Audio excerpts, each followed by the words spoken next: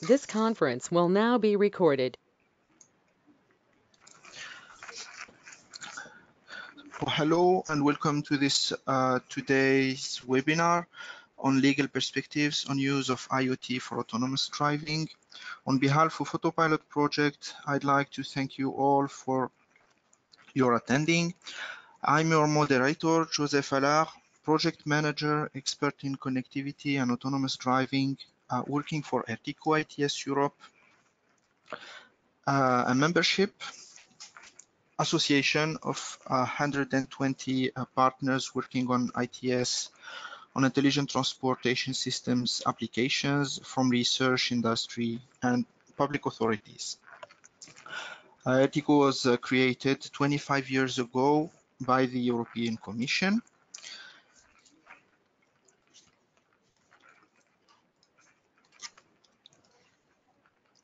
Today's webinar plan is like we can see here in the screen. I will start with a short presentation of the AUTOPILOT project and then give the floor to our speakers. Dr. Joanne Pattinson, Research Fellow from University of Leeds. Jordan Monceau, Legal Counsel at Continental. Ralph Willenbroek, Expert at T-Systems.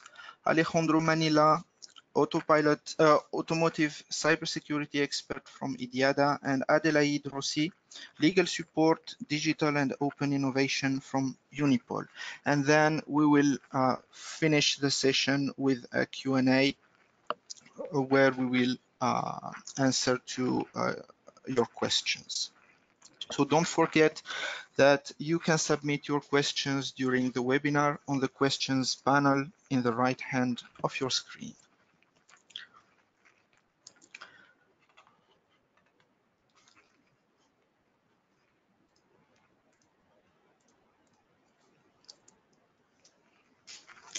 Okay, so AUTOPILOT for automated driving progressed by the Internet of Things is in H2020 funded project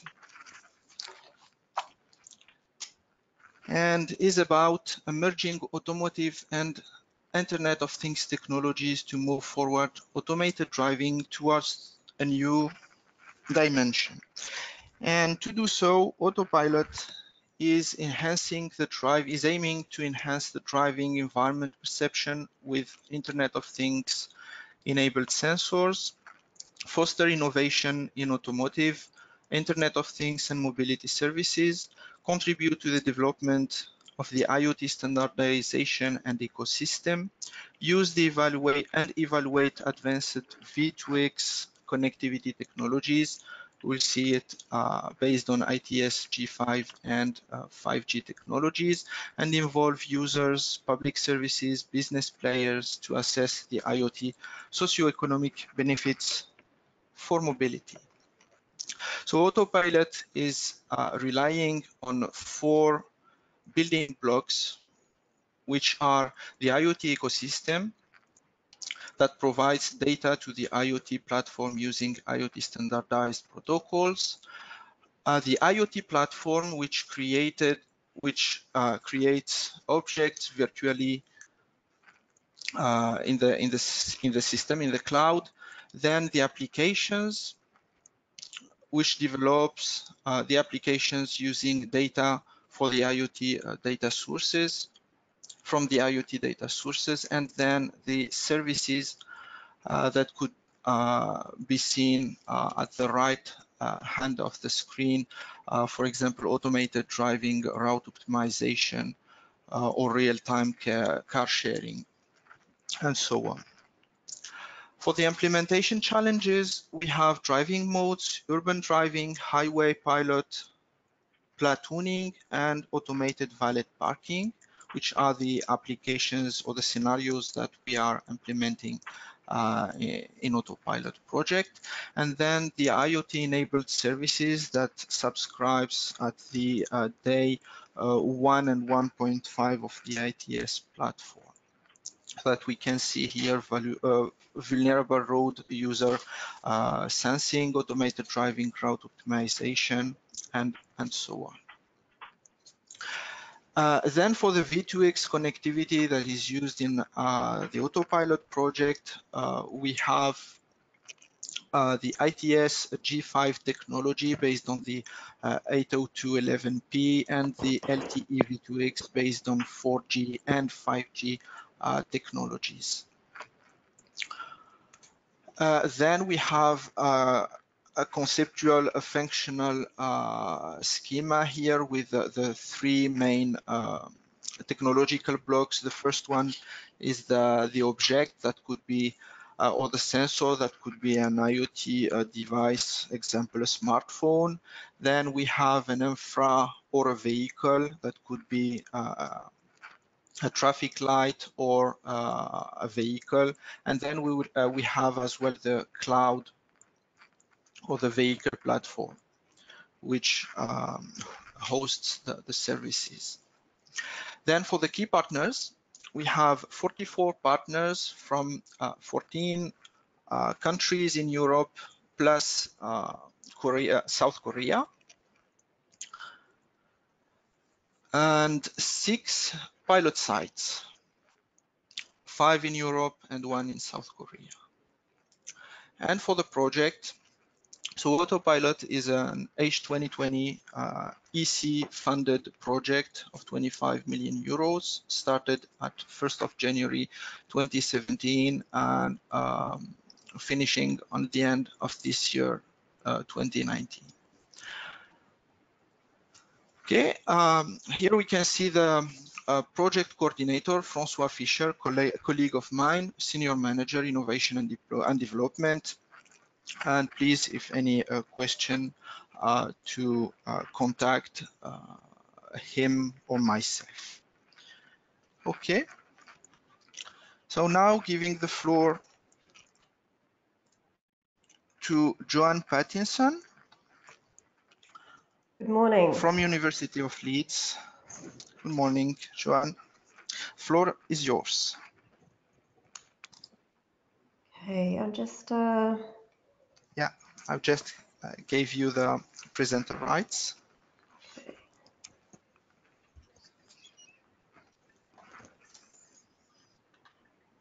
Sorry, just one moment.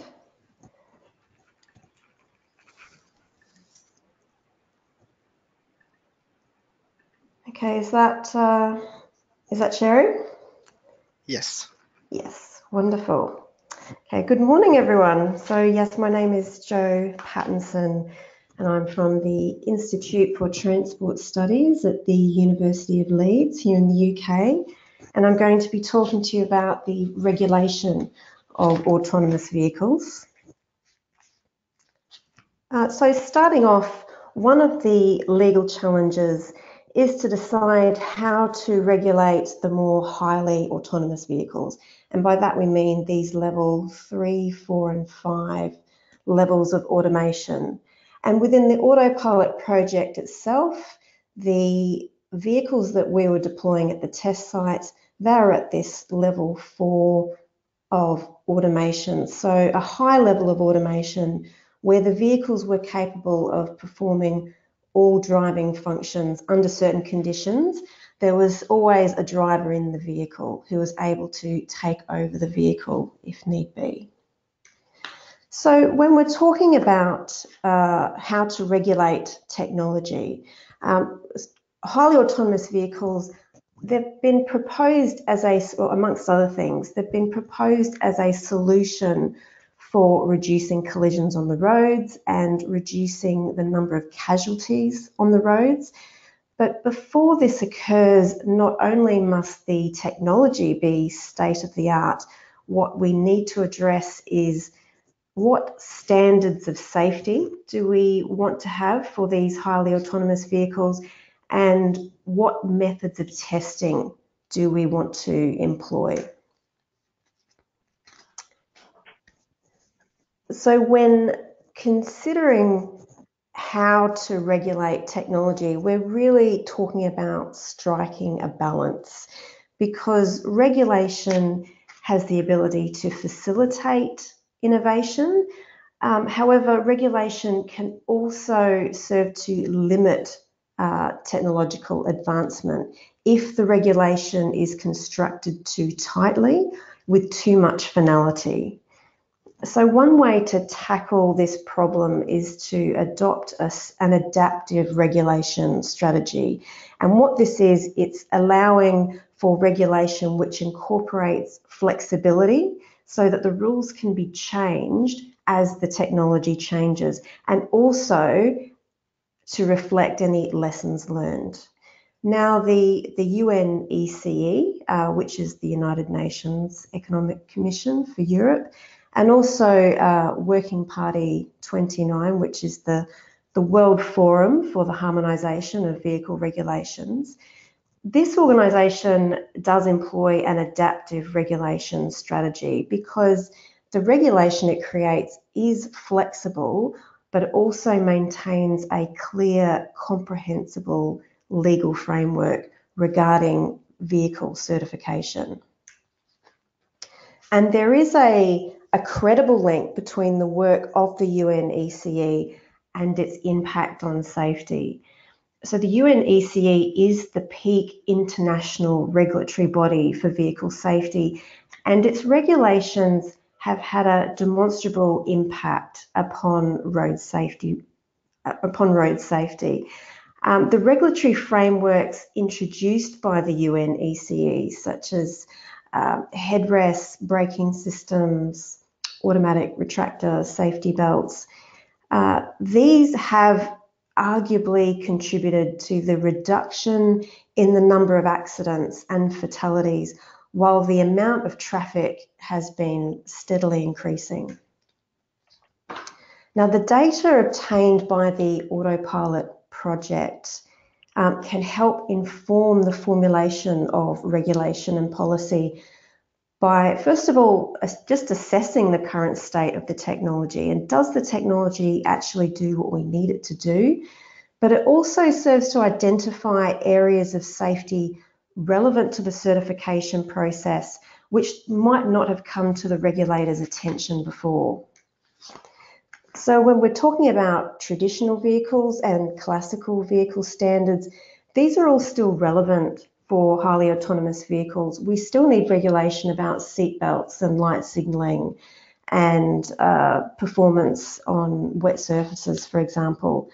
But these standards are obviously inadequate for highly autonomous vehicles because autonomous vehicles must incorporate the behaviour of other drivers, and crucially, it must incorporate the behaviour of vulnerable road users. And by that I mean just any other users of the roads, so cyclists, pedestrians, children.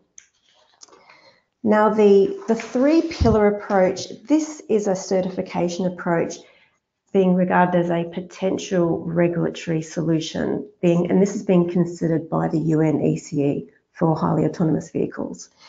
And what this would involve, it would involve testing the vehicle in different traffic scenarios.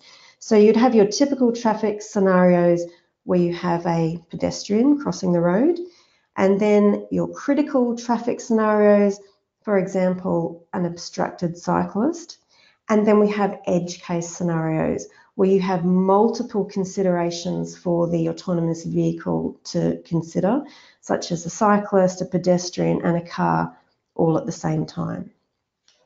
Ultimately, the regulatory system which is developed is going to require manufacturers prove that their system adheres to a functional, safety-orientated framework which incorporates the autonomous system and other road users.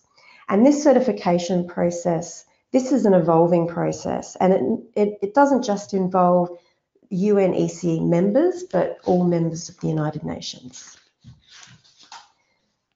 Now, the data obtained at AUTOPILOT testing sites is relevant to matters of future certification for autonomous vehicles, in particular because testing involved accumulating data regarding the detection of these vulnerable road users. And tests were conducted to ascertain if autonomous vehicles adapted driving behaviour to avoid vulnerable road users, and this was done by the way of the in-vehicle sensors and via smartphone detection. For example, at Brainport in the Netherlands, the vehicle detected vulnerable road users by using an onboard beacon and the 4G on the road users' smartphones. And in the test, it was shown that the vehicle adapted driving behaviour by braking earlier. The vehicle also detected and avoided a crowd on the planned route by the use of wireless sniffer, and that received the Wi-Fi probes that was coming from the mobile devices of the road users in the test. And likewise, in the urban driving test case, they had a pedestrian and a cyclist that crossed in front of the vehicle. But what was interesting about that test is in one test, they had the vulnerable road user was connected to the vehicle via their device. And they compared it with tests which relied upon in-vehicle sensors only, so LiDAR and cameras. And the results of this was when relying upon the in-vehicle sensors only, the vehicle did avoid the road user, but it braked quite abruptly, particularly when the cyclist crossed. But when the cyclist was connected to the vehicle via their device, the vehicle adapted speed well in advance and the braking was very smooth. So this type of test confirms the requirement for these critical and edge case scenarios, particularly involving obstructed vulnerable road users within the certification process, and that autonomous vehicles are going to require access to multiple data sets to properly anticipate these road users. And importantly, what the test showed, it highlighted the additional safety which would be afforded to a vulnerable road user if they were carrying a device. So for example, a smartphone or a Bluetooth low energy beacon. So the certification of autonomous vehicles by reference to these rigorous safety standards and testing is an essential component to its successful deployment. And work carried out within the AUTOPILOT project complements this adaptive model of regulation, which is favoured by the UN ECE, because it provides data which is useful in the improvement of policy in response to state-of-the-art developments in technology. Thank you very much. Brilliant. Thank you, Joanne. Let's jump now to T-Systems, to Ralph Willenbrook for the presentation on data sharing and privacy.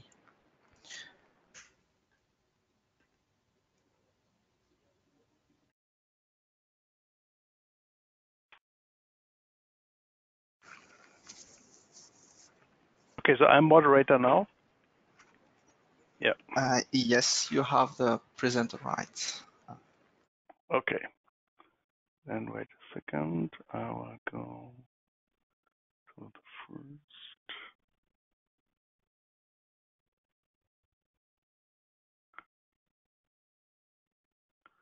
So can you see my screen? Yes. Already? Yeah. Okay. So then let's go to the start. Yeah. Thank you very much. This was already a very good introduction to the topic of technology, data sharing, and legal aspects. I'm coming from T-Systems. We are 100% affiliate company of the German Telecom Group, and as you can imagine, data sharing, legal aspects, they have a very long and sensitive history in telecommunication. And what I would like to present to you is how we in telecom actually tackle data sharing and big data, because we configured the systems in a way that we actually noticed only if trust and reliability in data sharing is transparent and accepted by the users, we can bring these new digital technologies to market. So in Autopilot, we figured out the different aspects related to data privacy. On the one hand, we have big data and privacy in general. We have the personalized services versus privacy infringements. We have a privacy enhancing and privacy preserving technical aspects and technology.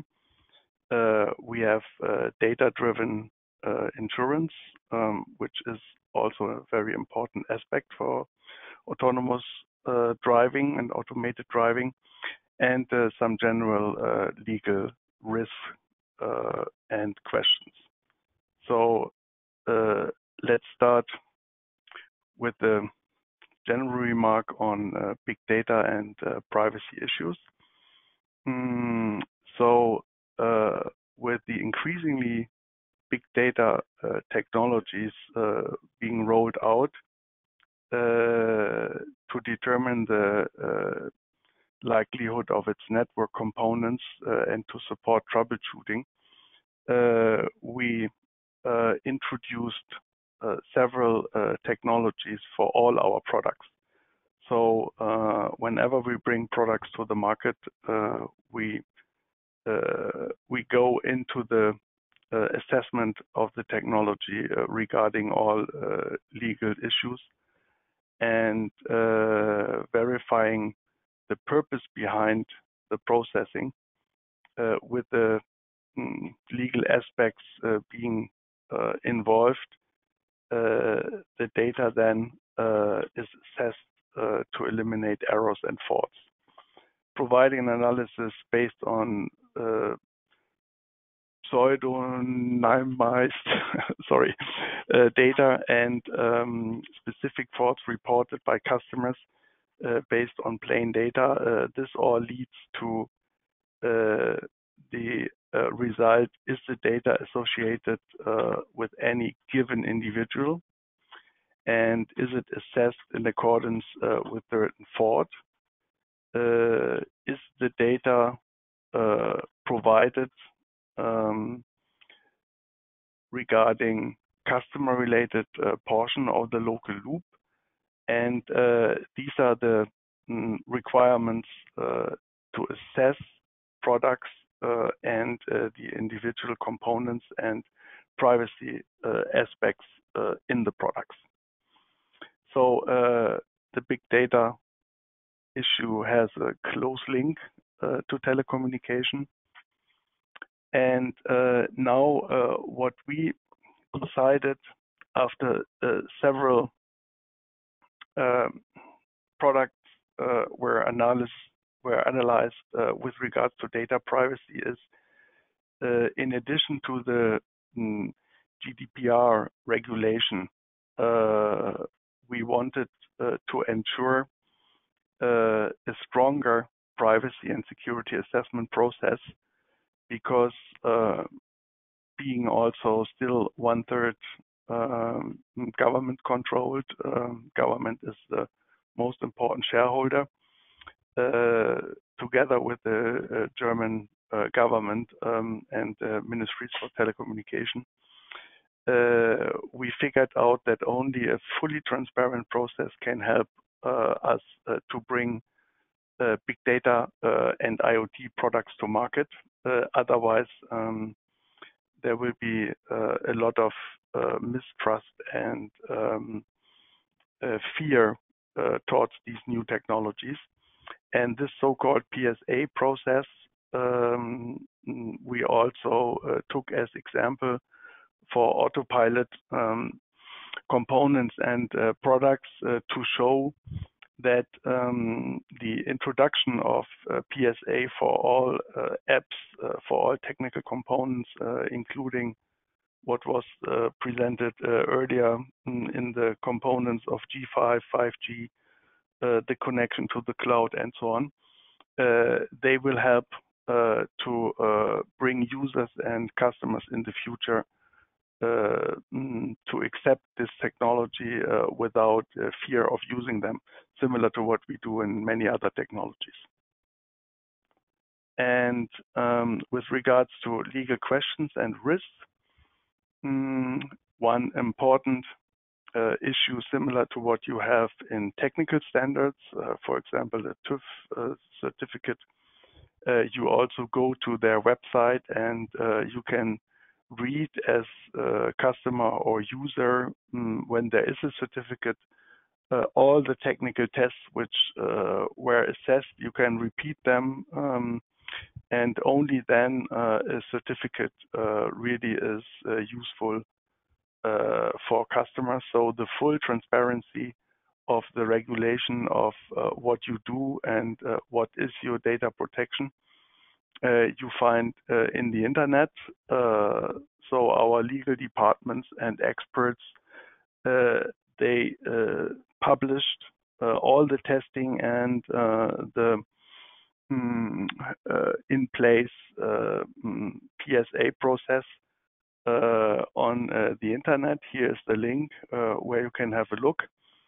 And this then also is closely linked to storing, processing data under EU law. There's a reference also to security and data privacy regulations, reviews of highly critical and complex projects and systems.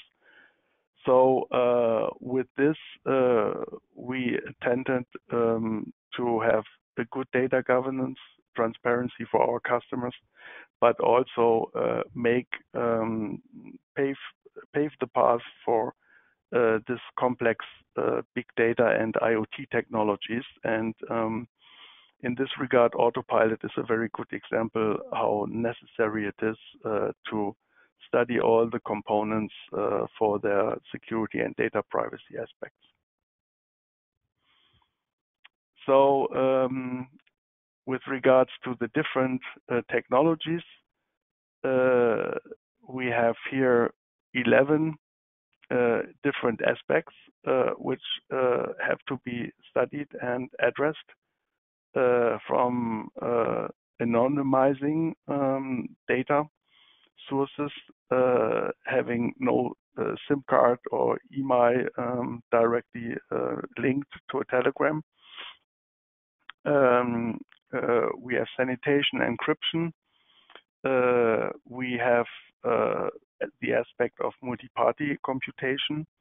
I can give you the example of we offer now anonymized cell phone data to, for example, public transport companies so that they can make travel demand matrices and calculations.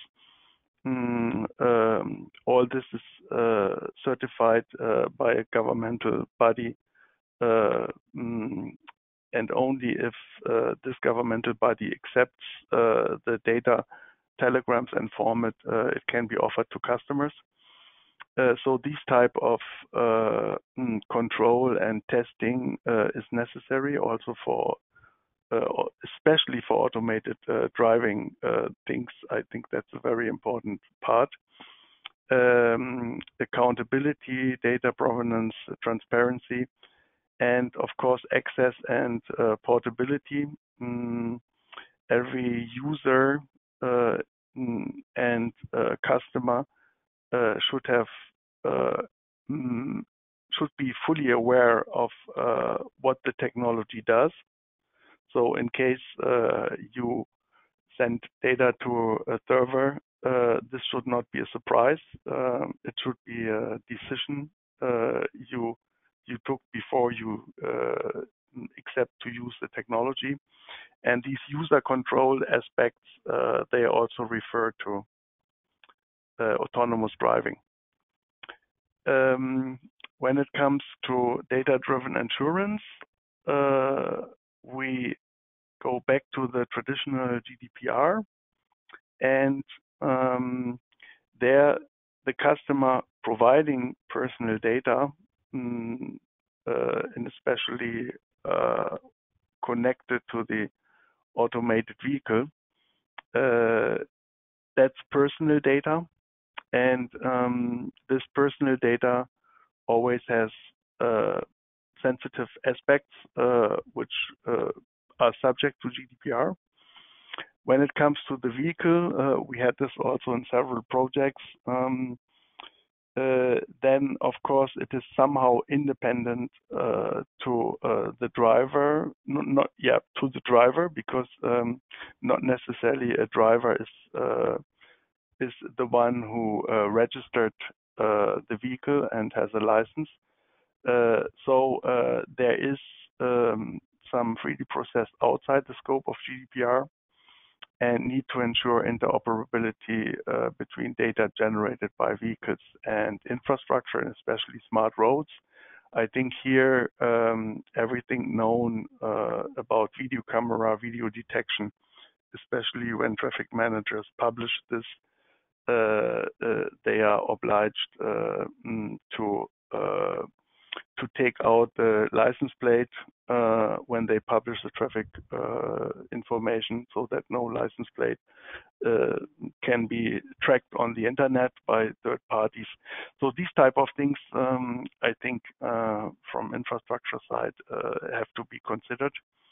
And in the working packages of Autopilot, we had a focus on the relevant standards for all aspects here mentioned, and the legal aspects then go into detail, especially for big data and telecommunication part. That's basically the aspects we see as telecom company in this Autopilot project.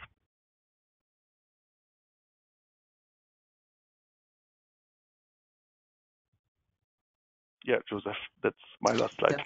Thank you very much, Ralph. That's great.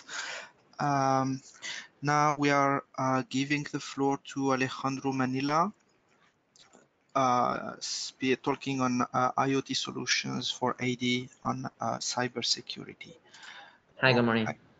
The presenter, right? Alejandro, good morning. And the floor is yours. Okay, can you hear me? Yes, very well. Okay. Yeah. Okay, let me check.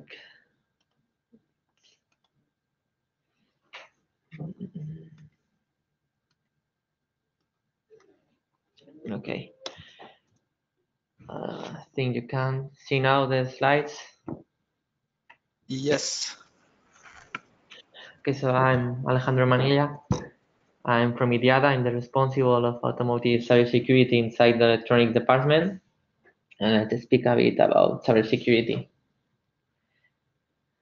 So in the context of Autopilot project, we have developed a plan to evaluate the cybersecurity features that will respond to any issues in the systems that provide the vehicles in Autopilot. So to make an overview of this, we have first to identify the cybersecurity objectives for IoT inside the Autopilot project.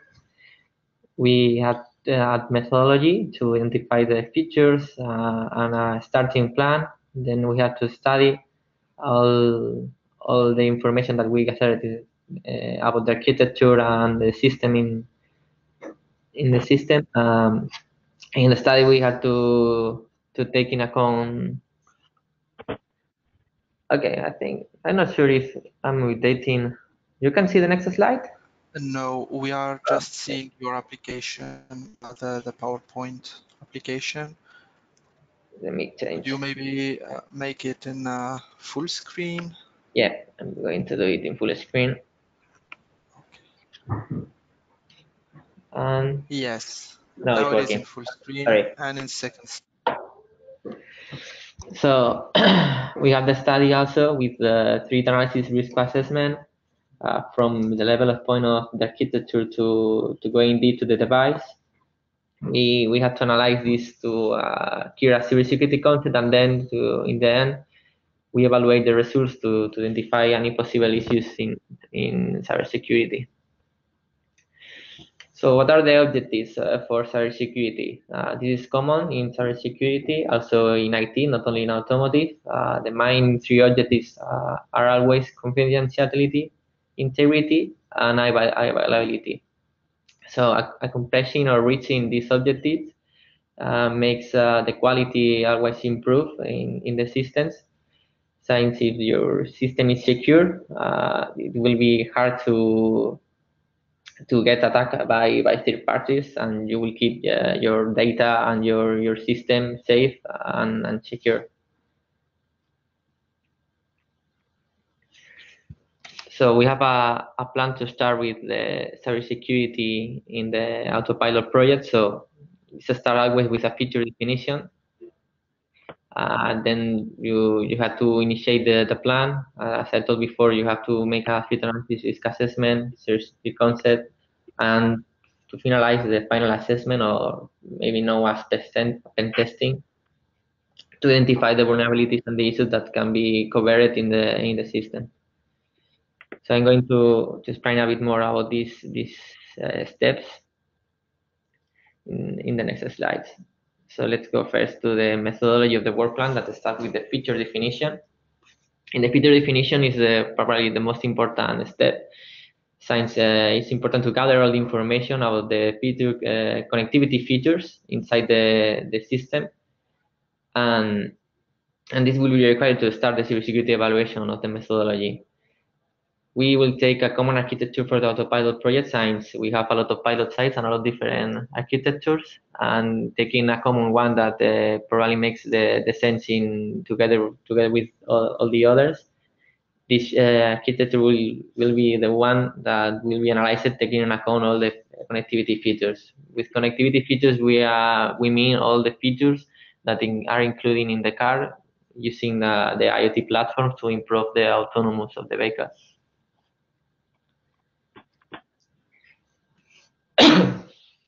The methodology of the work plan is top-down analysis in the concept. So we start in the architecture, let's say, and then we have to go in deep, going to the device. So let's say that it's like we start with the architecture in the car, and then we are going to the roadside units, the onboard units in the car. At the end, you have to analyze the device in the car that is providing these services. So it's like go to the cloud, to the vehicle, in another way to say, and then you have the system, the servers in the cloud, and at the end you have the communication to the car. Then in the car you have the devices like a Wi-Fi or sensors that is making and is recollecting all the data to provide the information that will be sent again to the cloud. All these steps have to be analyzed, since you can have problems not only in the car, you can have problems also in the cloud. So you can identify issues on cybersecurity in the cloud that permit third parties to get all the information, or you can have a problem inside the car that directly from the car you can send fake message, fake information to the cloud that will not correspond to the real one. But so when we have clear all the features, all the connectivity features that we are trying to cover with this analysis of cybersecurity, it's the time to initiate the cybersecurity plan that displays the activities that will be carried out as a part of this evaluation that will take the results. So what we had to study when we have already identified all the features. The most important part, probably, or at least one of the most important parts, is to check the analysis and make an threat analysis risk assessment to identify the potential threats and determine the risk associated to a threat. This will help to identify the vulnerabilities, and this analysis is performed from the high level to as I said before, to the IoT device. Then to perform as threat analysis risk assessment, we have to take into account the impact of the attack and the likelihood, the probability to perform this attack. The impact will be taken into account using a severity. We have to identify first a severity of attack that will be taken in a conclusion to an impact of negligible, marginal, critical, or very critical or uncontrollable. And the likelihood, the probability, we are taking into account 3 probabilities, that it's low, medium, and high. To identify really a real probability, we take into account a lot of parameters. We are taking into account the time the attack that the time that you need to perform an attack, the windows opportunity of to perform the attack, the equipment necessary to perform also the attack, and the knowledge in the system necessary to perform the attack. With all these parameters, we, let's say, make a rating points to this, and we identify the probability to perform the attack is high or low.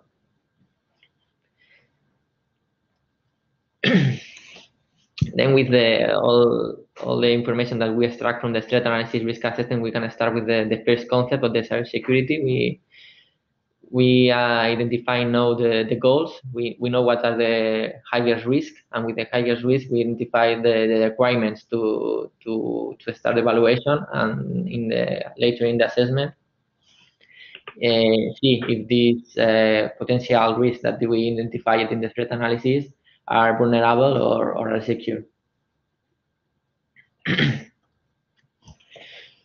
So at the end, in the evaluation of the results, it's important to take into account the misbehavior detection and provide countermeasures of this identified risk, if they really exist or not. So during the evaluation of the results, the misbehavior identified will be noted, and all the countermeasures will be provided to protect the system against the identified vulnerabilities. And to identify and to really find these vulnerabilities, finally you have to do a pen test. The cybersecurity assessment analysis is performed to evaluate the cybersecurity of the system, and it will provide the justification that the system is secure to the required level. The required level, we identified it in the threat analysis risk assessment with all the goals that we take in account and the requirements that we extracted from this. So this is the end of the presentation. Thank you so much to listen to this. Thank you very much, Alejandro. Now we are giving the floor to Adelaide Rossi, Legal Support, Digital and Open Innovation, working at Unipol, to give us a presentation on the legal issues relating to self-driving cars. Floor is yours, Adelaide. We hear you well, yes. Thank you. Okay, I'm trying to share the screen. Can you see anything? Okay, share. Great. Yes. You should be seeing my screen. PowerPoint. Yeah. Okay, thank you very much. You're welcome. So thank you for having me, first of all. And okay, so I'm giving a presentation about the legal issues relating to self-driving cars. Adelaide, sorry, yes? Sorry, just for the beginning, could you just switch the screen to the other one that you are sharing? Because here we are seeing the presenter view. Okay, So okay. From the GoToMeeting, maybe to choose the other screen. Okay, now you could stop sharing and then sharing again and choosing the other screen. Okay, stop sharing.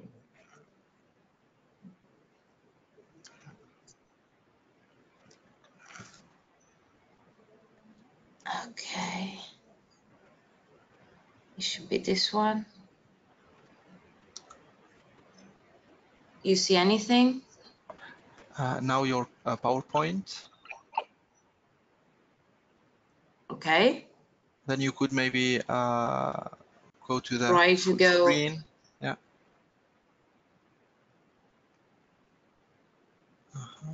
Is it working? No, we are seeing the PowerPoint application. Yeah. How come? Okay, let me see.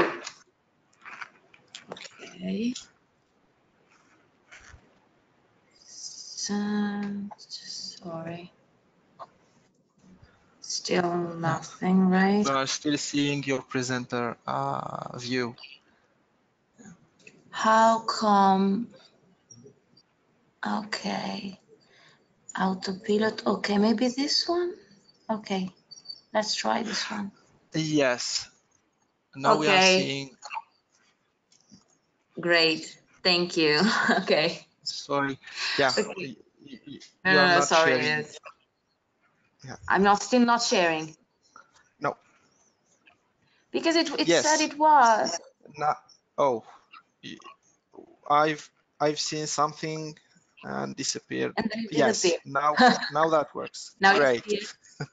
Okay. I hope it keeps, because I was trying to, okay, let's see if it goes. Okay, so I'm talking about the legal issues of driving cars from the point of view of insurance. This is because I work at Unipol, in particular at Unipol SAE Assicurazioni, which is one of the biggest insurance companies in Italy. And in particular, I work in the legal support area to digital and open innovation. So first of all, I will like to discuss something that has been said a lot, especially KPMG said it, McKinsey said it, and is the fact that by eliminating the element of human distraction with driverless cars, probably we will have a very big reduction in motor accidents. On the other side, however, even if we will probably have a reduction in the number of claims, there would be a reduction in small claims due to human distraction. However, the remaining ones will probably be the biggest ones. And so if on the one hand we will have less claims, on the other hand, probably the one remaining will be bigger. So this will probably have a very big impact on the insurance industry. And also with the introduction of automation, we will probably have new risks. This is because on the one hand, driverless cars will probably make streets safer. However, on the other hand, they might be very dangerous if used in a wrong way by drivers. So probably the factor of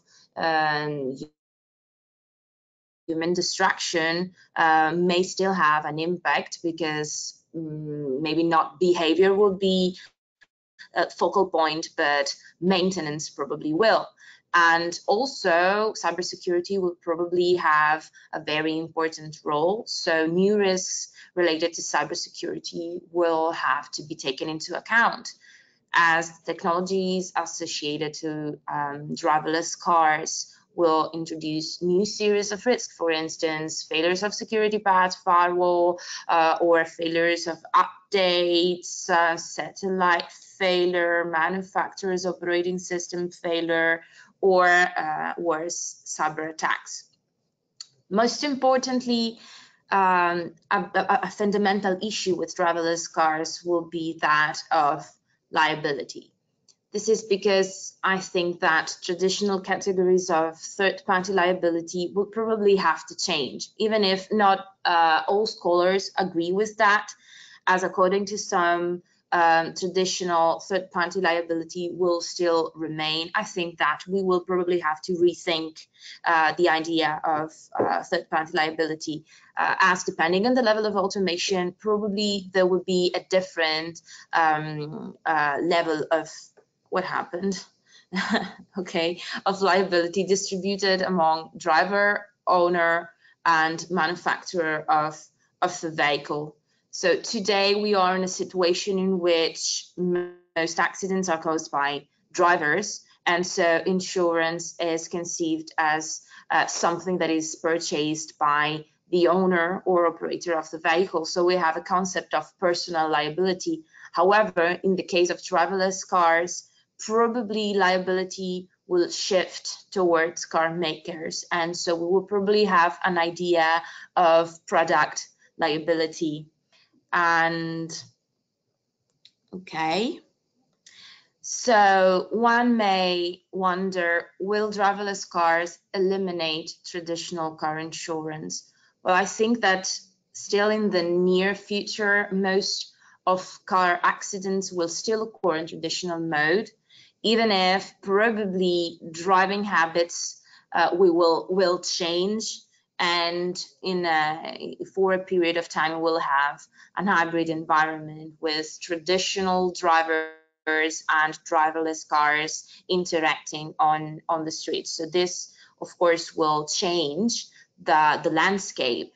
And also I think that manufacturers and software houses will be more and more exposed to liability risks, and so maybe they will want to partner with insurance companies. I think of Tesla, that is working, that is still is becoming to get involved in the insurance industry.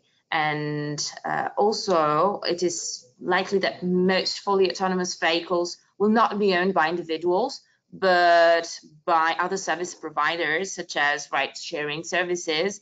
And so there will probably be a shift from regular drivers to companies and other players.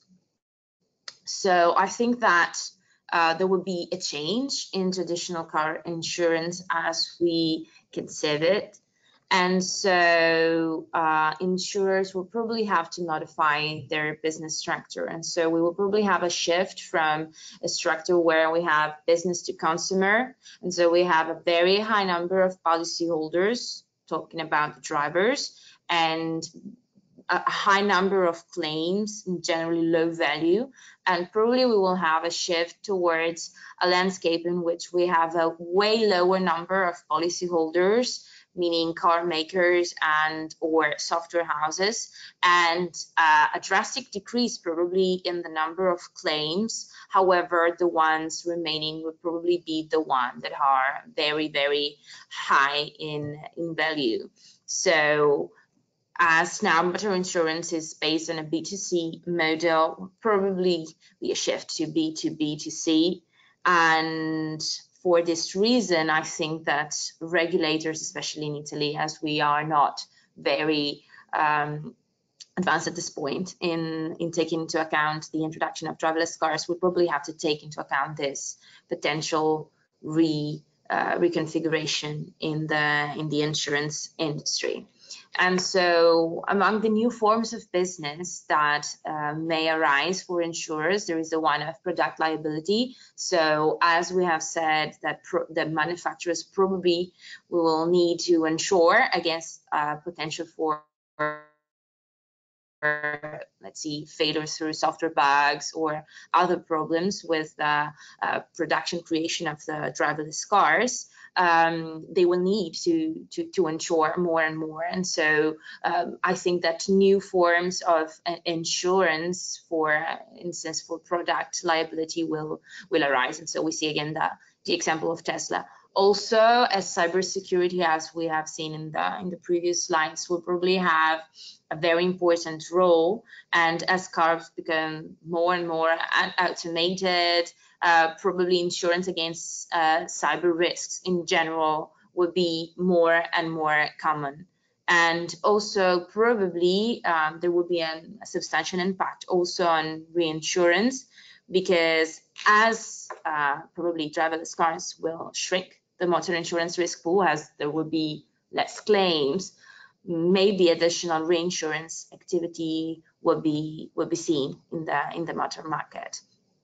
Also has, as we have seen in the previous presentations, the interconnection of autonomous vehicle implies the collection and processing have a lot of data, and data are essential for insurance, for providing a more tailored service and a service that fits to this new landscape that is created by driverless cars. And as we have seen in the previous presentations about data and privacy, there will be a distinction between customer provided data and vehicle generated data, and more and more subjects will probably be interested in the collection and processing of this data, such as, for instance, car manufacturers, service providers, insurance,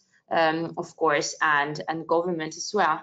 So, of course, it would be vital to find a balance between profiling, because, of course, insurers will have the interest in decreasing risk and offer clients a better and more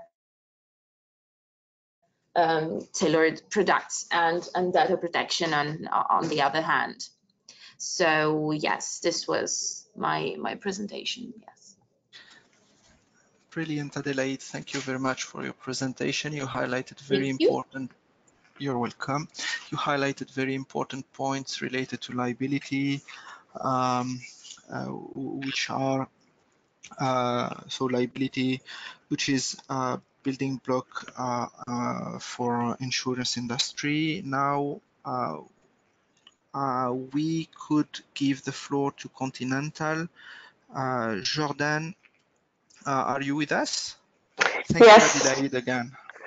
Yes, sorry, there was a misunderstanding concerning the time slot from our side. No problem. So the floor is yours. I've just give you the presenter rights and you could share your screen. You're welcome. Thank you. Can you see my screen? Yes. Yes. So I will talk about liability. Normally my presentation was before insurance, so I think some issue was already mentioned, but I will try to give another not point of view, but another side more on liabilities and insurance. So concerning the concept of liability, as you know or as you don't know, the liability is three-dimensional concept. For designing a liability, you need a cause, a consequence, and a causal link between this cause and this consequence. So to explain, a cause can be an act where you have an intent to cause a consequence. You can have also a negligence of someone or a legal involvement. For example, liability for the act or the negligence done by someone else. For example, to be very practical, when you are a parent, you are liable for your child. After you have the consequence, I think it's it's easier to understand. In consequences, you have material damage, immaterial or moral damage, and personal injury. And between that, you have the causal link, which is the central concept which leads to liability. So in traditional driving accidents, normally the cause are more or less can be more or less defined in three sections: the human negligence, including the driver, passenger, and pedestrian negligence. The second one is the defective or malfunctioning vehicles, so it's more a question of product liability. And the third one is the problems with road infrastructure, like problem with traffic lights or incorrect road signs.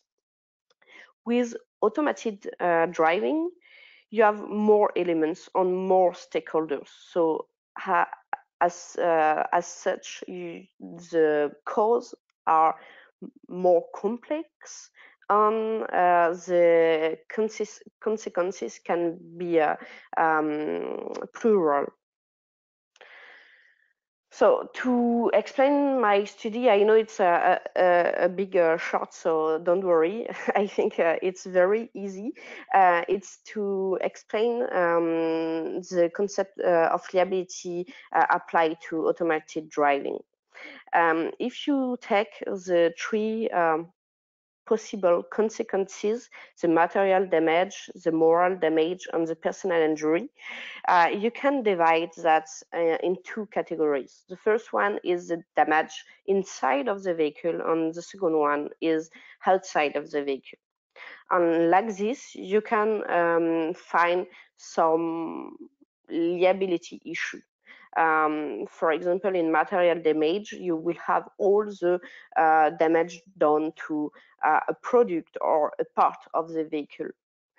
More damage will be more privacy damage, so that's why I will not talk about that in this presentation, because it's not my part. And after personal injury is all the consequence to someone, to the body, or the driver, pedestrians, or other person acting in automated driving. So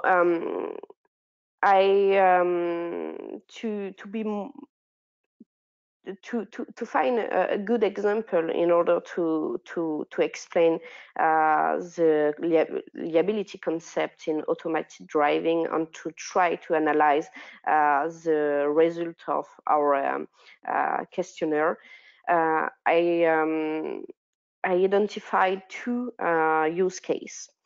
The first one is concerning the material damage inside of the vehicle. You have the liability of the stakeholders of vehicle design.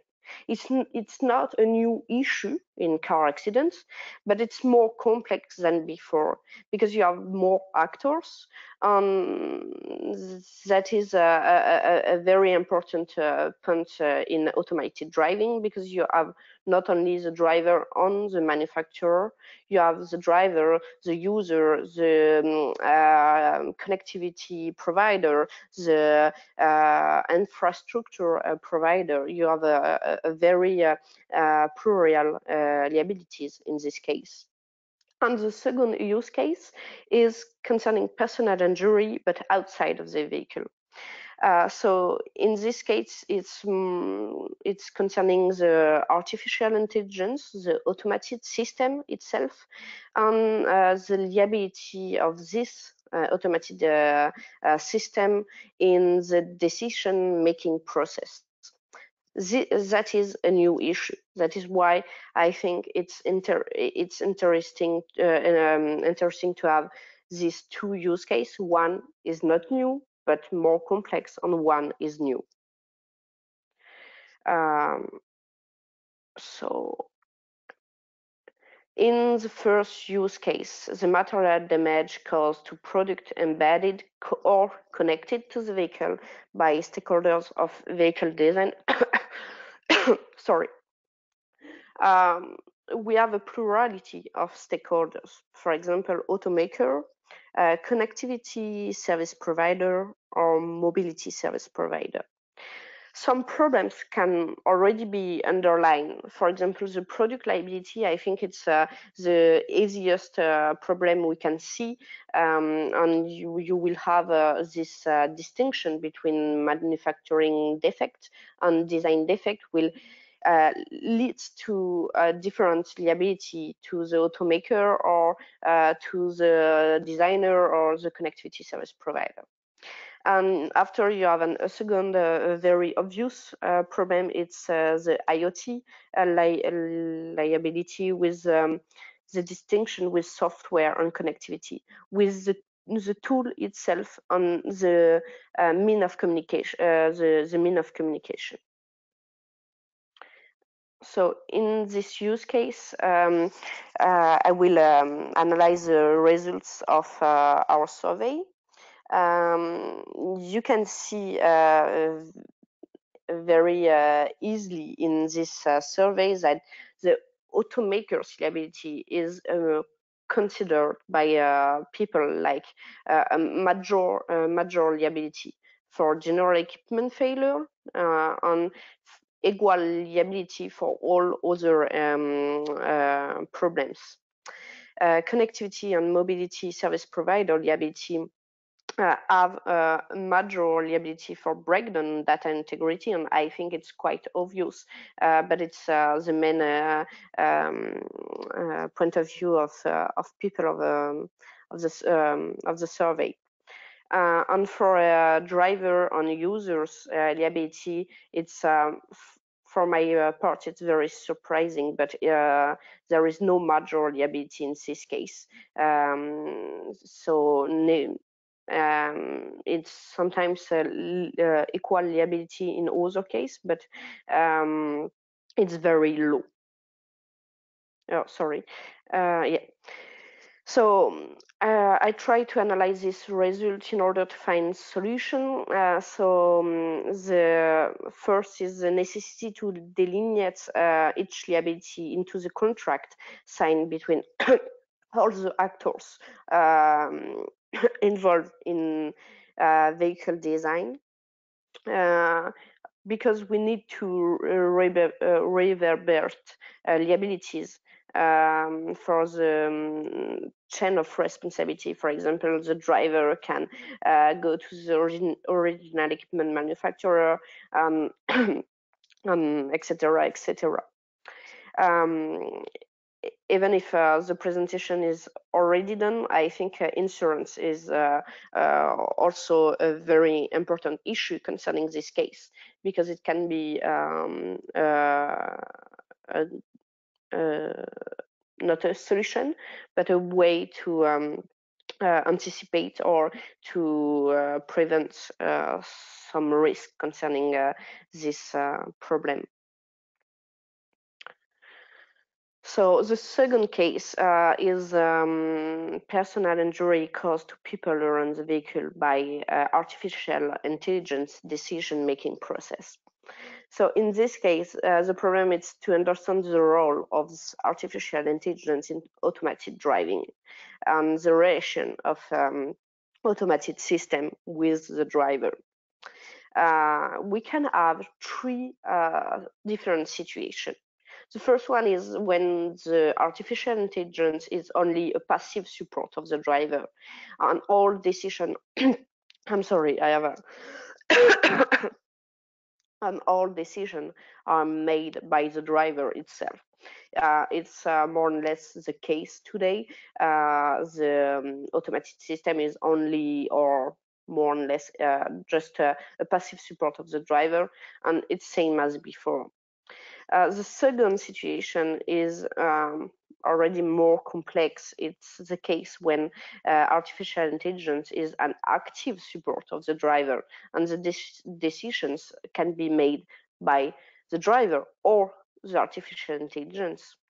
In this case, the delineation of liability is more complex, because we need to understand and to find when the autonomous system takes the control on when it's the driver control. The third situation is the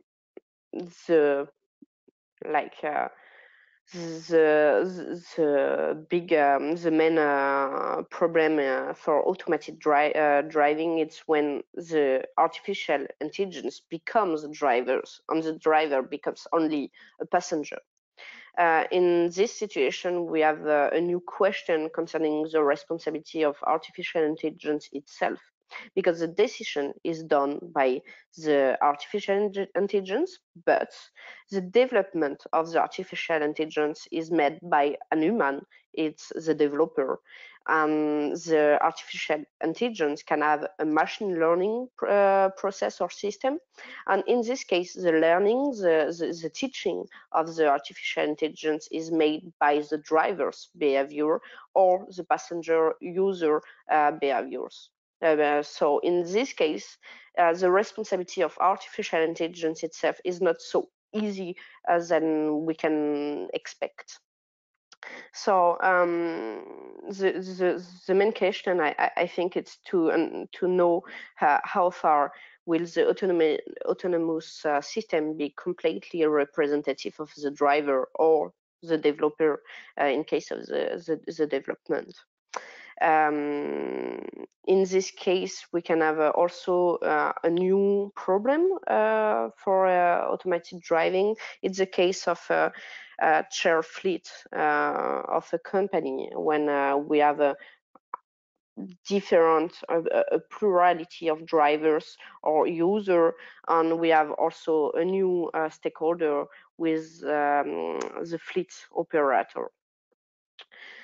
So when we look, when we watch the results of the survey, we can see that the automaker's liability is still the major liability for general equipment failure and equal liability for others' problem. It's the same with the connectivity and mobility service provider liability. But in this case, it's the same. Driver and user liability is no major liability for people. Even if the driver is, in the case of machine learning, an actor of the machine learning process. So to conclude this second use case, the solutions are quite similar than in the first one, but we can identify a different as well, like the necessity to detail the use on the development process of an artificial intelligence, because it will be the proof for the judge in case of action between the judge. So it's, I think the documentation of an artificial intelligence will be very important in the case of automated driving. We will have this problem to consider the driver as a passenger in case of machine learning defect because of the involvement of the driver in this machine learning process. And after we will have this question still concerning insurance, but I will be very short on this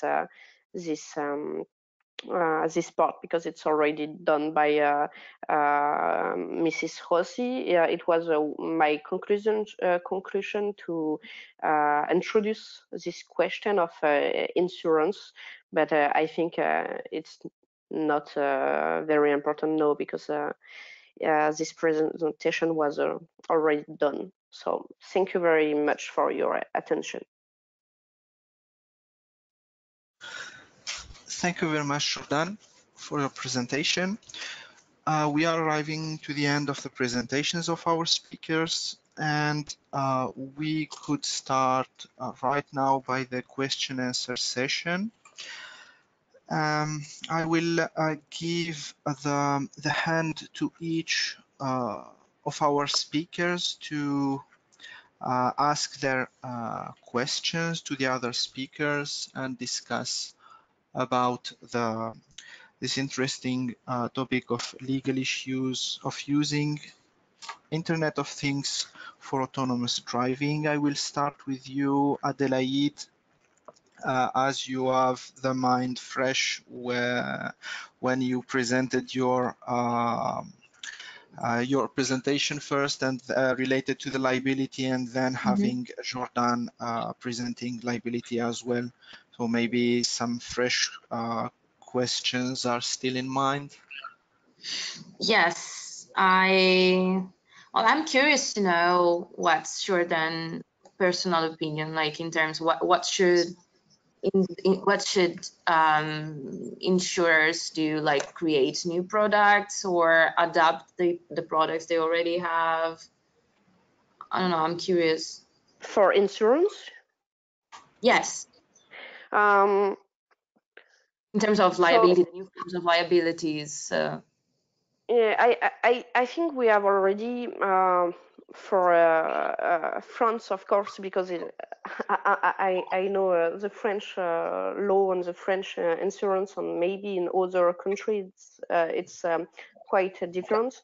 But I think we have already a lot of tools, insurance tools.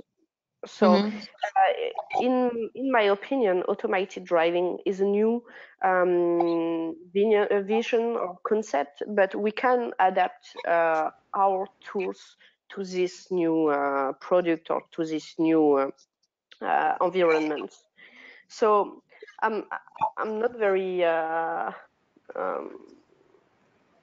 I don't think we need to create a new tools, or it's only a question of communication, and we will change some name of old insurances.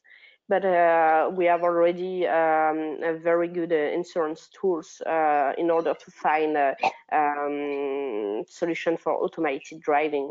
For example, the product liability, even if it's not already very applicable to robots, I think in the future we will have to apply this liability to the robots, and we will have also other mechanism to adapt our legislation or regulation to this new artificial intelligence. But the creation of new legal mechanism or product or legislation or regulation, for me it's not the good way, because we have too many regulations, and sometimes we took too much time to publish a new legislation, and it's already old-fashioned. So yes. I think adaptation is faster than new legislation or regulation. I totally agree with you. Thank you. Also, because I think that the Italian and the French system are quite similar in terms of legislation, as we basically adopted your civil code. And also, so yes, I think it would work for us as well. We have far too many regulations, and yes, probably adaptation would be the best thing. Yes, thank you. Thank you. Any other question, Adelaide? Well, I was wondering, this is an open question, so Yeah. I wonder with Otherwise, somebody. I will give the hand to somebody else. Yeah. Okay. Like maybe during your sorry, tell me. Yes. No, sorry. My open question for everyone is, what do you think about like smart roads? Because in my opinion, driverless cars will work at their best only in an environment in which there is also a certain level of automation, IoT devices in roads as well. I think of traffic lights. I think of highways. And what do you think that this could be an obstacle in terms of development of the system, or that in the near future things could be developed even without smart roads? Or I don't know. This is a question that makes me wonder a lot. So I don't know. What do you think? Maybe I can answer because this is a very intense discussion also in Brussels between the 5G and G5 technologies used especially in the context of smart roads. And what I believe is the telecom operators, they just start to roll out the 5G technology, and it's of course mainly driven by these 60 billion mobile devices which exist all over the world. So it's consumer IoT market, not so much focused on automated driving technologies, but it will be rolled out within the next 3-4 years. And independently of this, there is this dedicated act for smart roads using G5, Wi-Fi, radar, and microwave technologies. And we had a very interesting session about CITS in the World Transport Congress in China with the road operators and also other stakeholders from telecom industry. And there everybody agreed that as some technologies are already rolled out together with electronic toll collection within the road infrastructure, also traffic lights have Wi-Fi technology or radar technology, microwave technology for communication, or even infrared. So there will be a hybrid approach for depending on the application. Some bus operators, for example, they say for the specific connectivity to traffic lights to get a green traffic light wave, they prefer some G5 technology. But when it comes to remote control, and I've seen also the first fully automated port terminal with remote control, and there you need with high bandwidth camera systems and 5G. But in other cases, especially for road operators on highways, I'm sure that there will be some roadside units and equipment. So what we do in Autopilot, I think, covers already quite well this hybrid technology approach, and also covers highway and urban approach. And I think Autopilot in this regard is really a lighthouse project.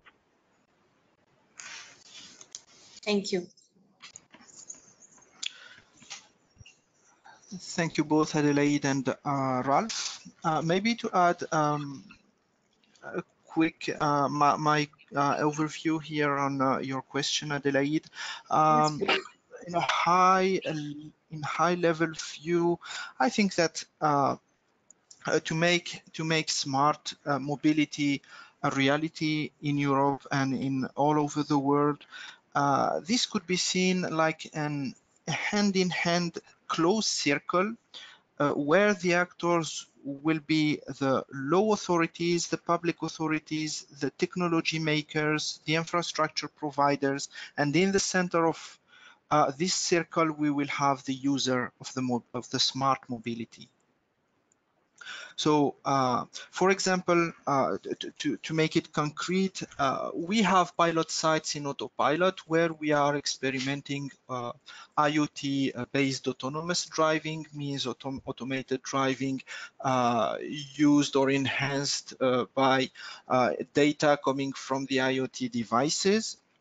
But now jumping or going from this implementation and tests that are happening today in our pilot sites to the real world, where we will have these tests widely deployed for public, we should have the laws, all the related laws related to what we are discussing today here, the different legal perspectives such as liability, regulation, data sharing and privacy, cybersecurity, and all this kind of important building blocks to enable this like transfer of technology from the laboratories or the trial sites and pilot sites to the real world. This is my my comment on your question, Adelaide. Thank you. You're welcome. Thank you. Then anybody else asking for question? Maybe Alejandro? For anybody else? I want to ask to Ralph, what do you think, who will be the responsible if any leak of personal data, taking into account all the information that can contain a car to a person in future? Who will be the real responsible of that? The manufacturer, the insurance, maybe the probably the owner of the car? What I see there from my experience with the automotive industry and telecom industry is this is always a question of branding. When the product is branded by automotive industry, all the tests and privacy issue will be determined and driven by them, because also the liability refers to them, because with the branding you are the visible face to the customer. When it is telecom branded and something like after sales, I think then we as telecom, or even if it's a continental product, we will be in charge. And then most of the time there is a strict testing and data privacy, GDPR aspects which have to be followed. And if not, of course, you are violating European regulations with all the consequences, especially losing trust in the market for your brand, which for mass market companies like telecom operators, with 28 telecom operators in the European market, which is really competitive. Just to give you a comparison to US or China, they have only 3 or 4 mobile telecom operators. The branding strategy is very important. So that's where I see the responsibility also for the companies. Thank you. Thank you, Alejandro. Somebody else that wants to ask question, maybe Joanne? Yes, I've got a question. I'm not sure there is an answer to it at the moment, but I suppose my question would be to either Adelaide or Jordan, maybe. My interest, I guess, is in relation to liability, and this would affect insurance as well. In terms of the reliability of the data that is coming from the IoT and the autonomous vehicles. And where I'm coming from with this, so my background is in being a solicitor and presenting cases to court with regards to motor vehicle accidents. And what I'm interested in is, so there's a case that, for example, there's a case, I can't remember the name of the case now, but it happened in America, possibly involving Nissan, where there was an accident involving a fatality, where a woman was going to be prosecuted for the death of her passenger. And what looked like, what it seemed had happened when the computer on the car was examined was that the driver of the vehicle had not made any braking inputs. That's what the computer had recorded that there was no braking inputs, because this woman had basically failed to take a turn and literally just drove off the road. So she was going to be prosecuted, but what they discovered is that her passenger had filmed what was happening, and the woman's the car had locked up, and the woman was desperately trying to brake, and she was filming the driver of the vehicle braking, and it wasn't responding. And the only reason why we knew this is because the passenger had actually filmed this process, but the car computer actually did not record this. And so I guess, so I don't know what the answer is to this, but because what I know just from being in this, when we're talking about liability and cases actually coming to court, the judges and the lawyers, they are very much not experts, and they are relying upon what data they receive. And I think just generally speaking, when a system produces a data set,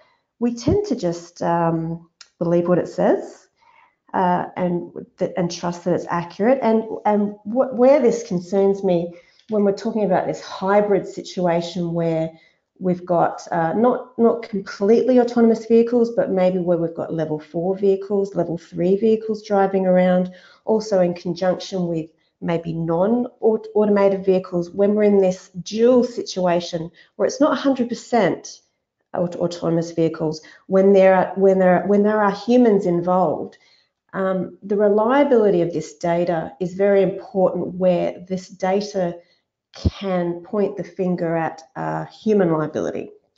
And so I don't know what the answer is to that, but I wonder, it's like I think there needs to be some kind of, I don't know whether or not there needs to be some kind of assurance or testing done so that we can, so when, in terms of liability, especially when matters are going to court and potentially people are going to go to jail, how can we be sure that the data that is being produced is accurate?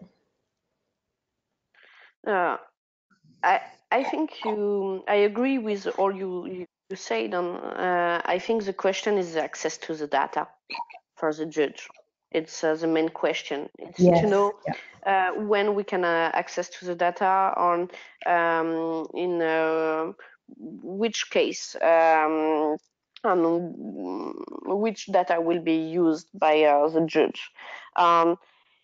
You have several problems concerning that, because you can have a privacy issue for the data. You can have also I don't know, a trade secret issue concerning the data. Yes.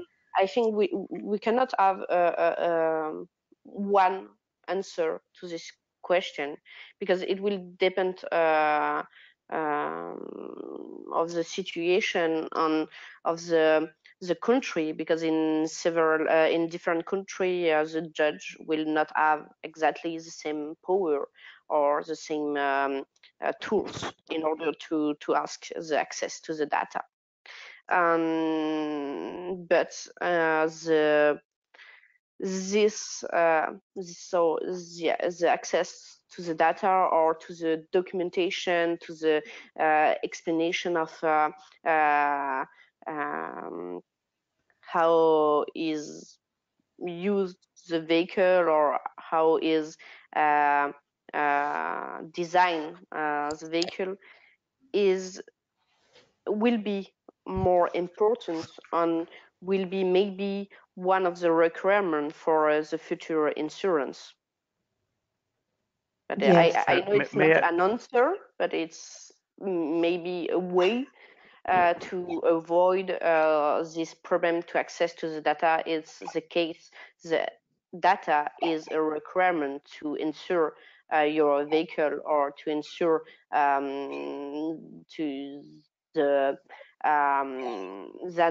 that the vehicle comes to the market or something like that. Well, yes,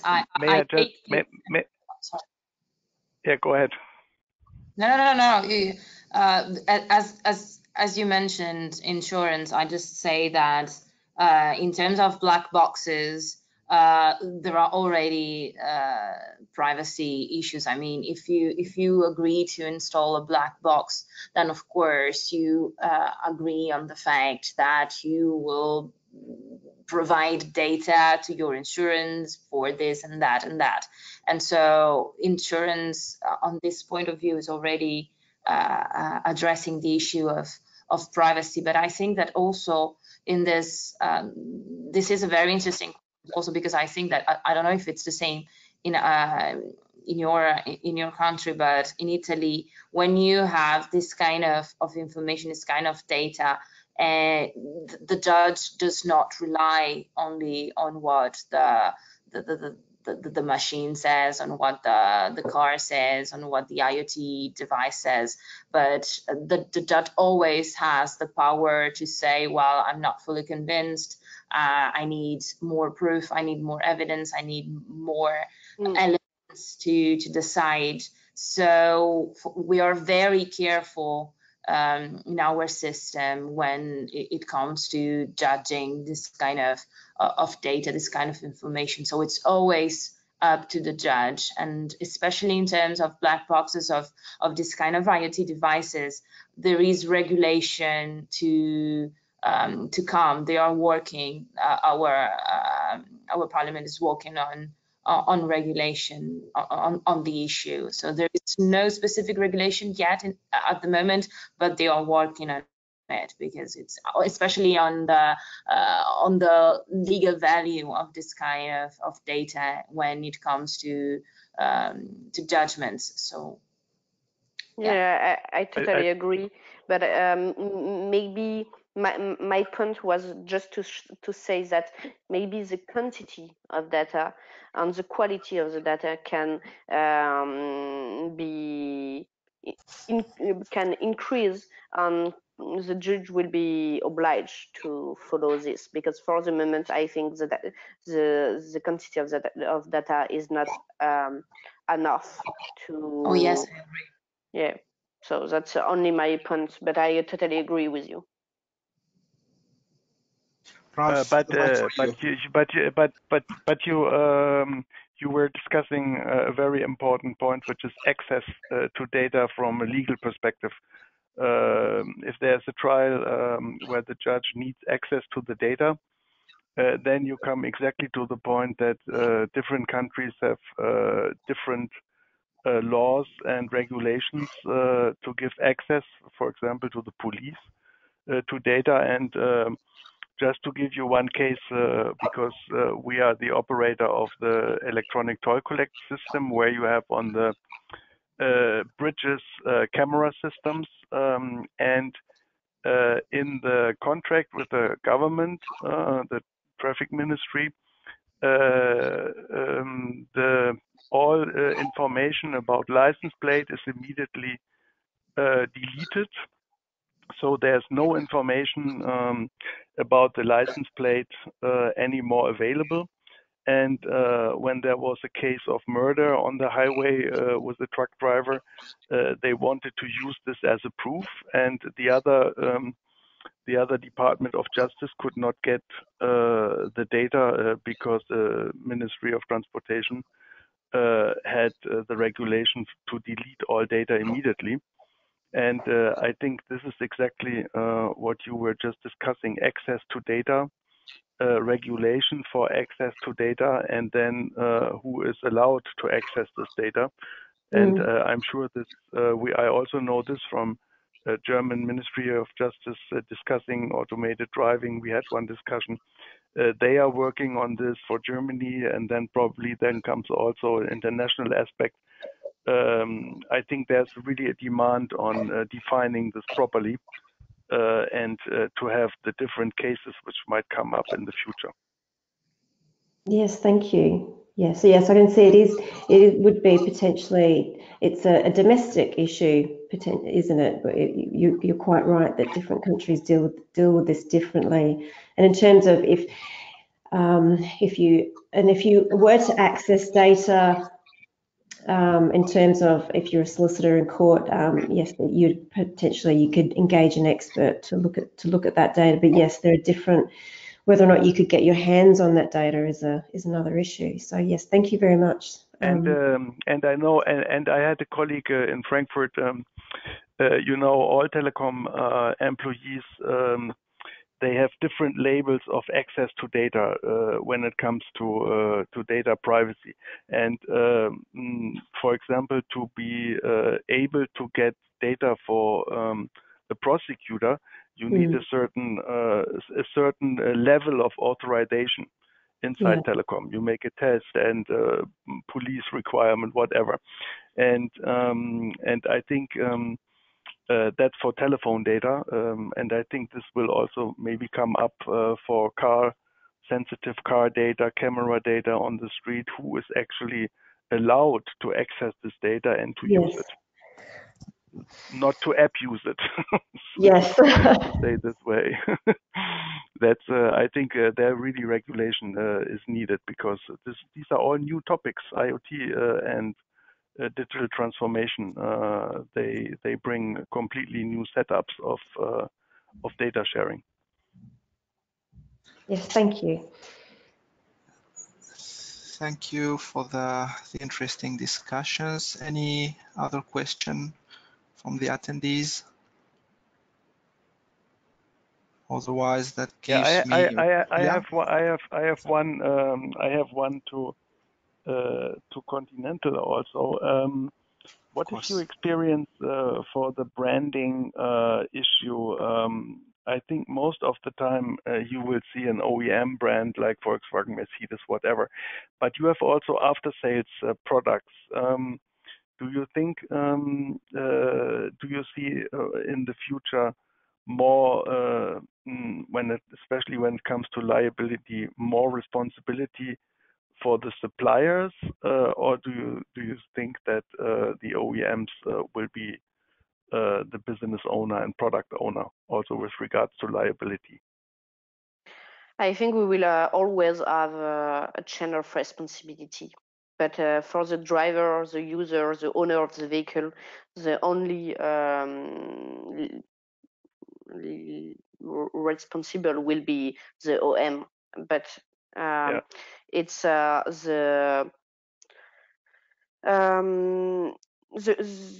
the OM will have to integrate in all contracts this possibility to research or to look for the responsibility of its own suppliers, because the chain of responsibility it's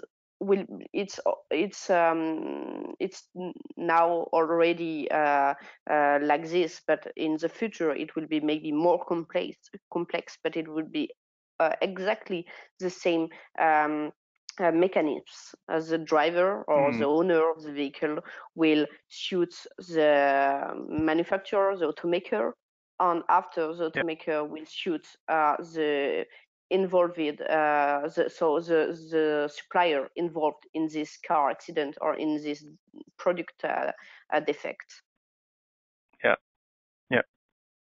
Yeah, that's thanks for this. I can imagine that in principle the roles will not change.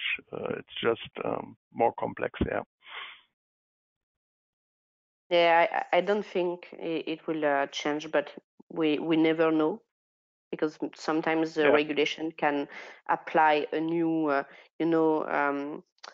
legal liability, like for example the parents with the children. Maybe, I don't know, the connectivity service provider will be legally the responsible for the driver. We never know, but I think it's it doesn't make sense, but we never know. Yeah.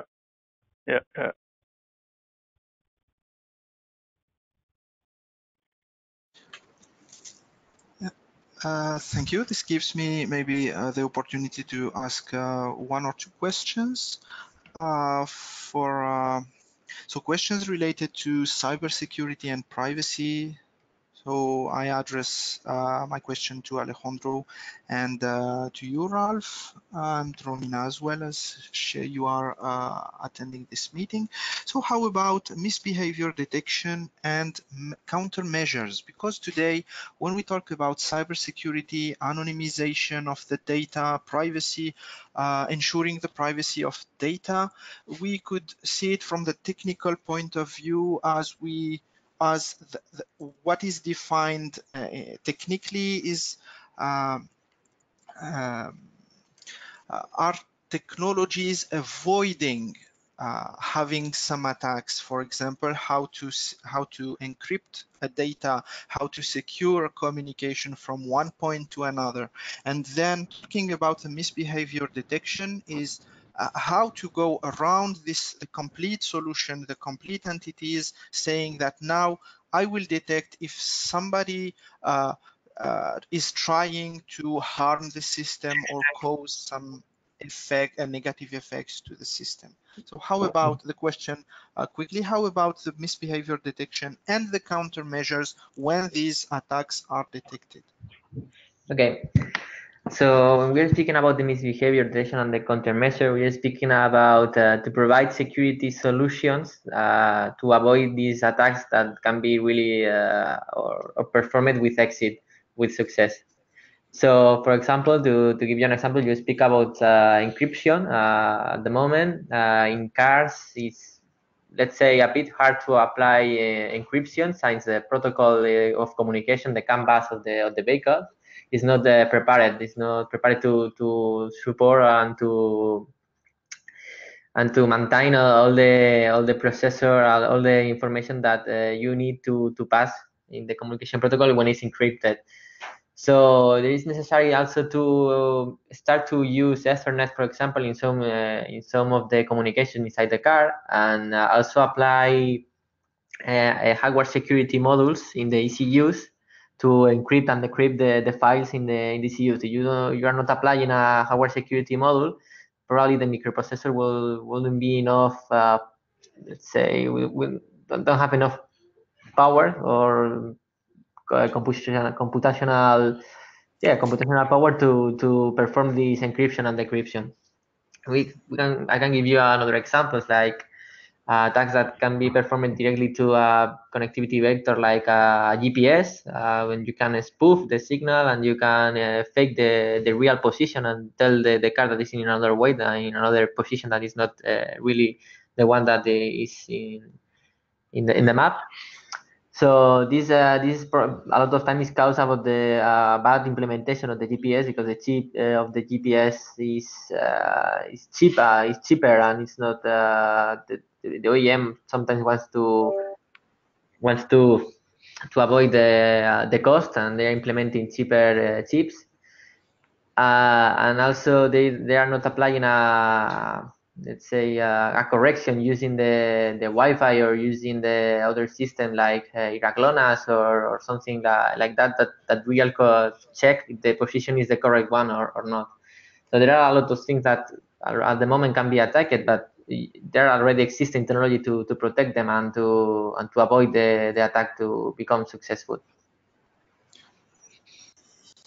Yes, this is clear. And this is in the case of a nominal case where we assume that we secured correctly our solution. And then my question was going in the direction of maybe the usage today of the artificial intelligence to listen to the system and understand how it works, how the performance is the capacities of the system are consumed or are used, and to detect, for example, misbehavior actions to the system that are not supposed to happen, and to say, okay, now we have a specific attack ongoing, and then how to counter it at the end. Yeah, we have two types of let's say we call it intrusion detection system, IDS, that we provide in the vehicles to identify attacks that you maybe don't know. The two types are one of the you are telling me to it's the artificial intelligence to detect with heuristic mode the possible attacks that are happening in the car. The other one is deterministic. It means that you are making an image of the full car, let's say, to try to explain it easier. You are doing an image of the car, and then this is deterministic. You find anything different in the car, any communication that should not be happening, and is not already mapped in your deterministic image, then you identify an attack and an issue.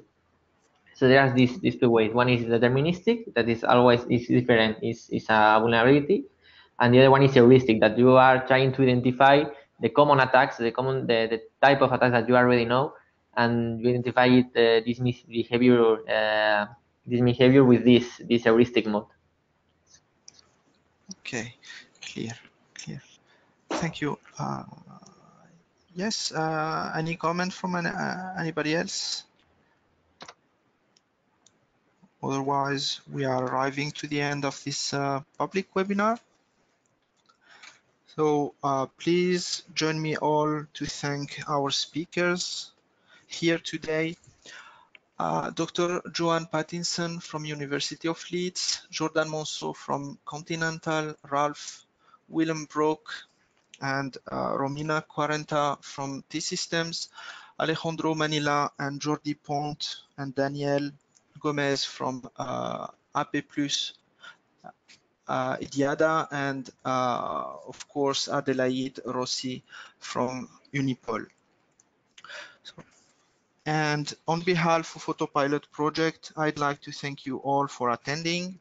So this was a public webinar on legal perspectives of using IoT for autonomous driving. That was part of the task on legal issues in the Autopilot project, which is an H2020 funded project.